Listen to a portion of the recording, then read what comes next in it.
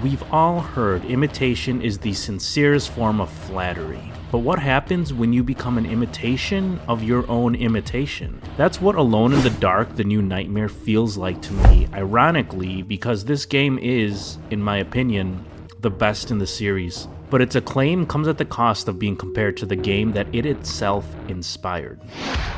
Resident Evil. So we're full circle now. The game that borrowed from Alone in the Dark's DNA has now laid the blueprint from which this rebooted iteration follows. However, to that end, New Nightmare actually did a damn good job and, dare I say, implemented some aspects better than Resident Evil.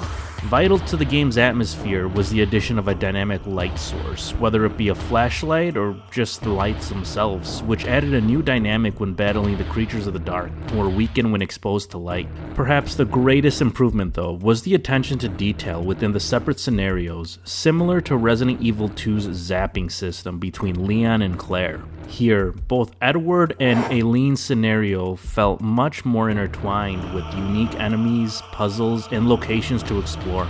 There are a few points where combat feels like a chore, but for the most part, the game does a fair job at presenting fight-or-flight situations, emphasized by the fact that some enemies keep respawning. It's poetic, in a way, that the original Alone in the Dark was emulated by Resident Evil, and the New Nightmare in many ways emulates Resident Evil as well.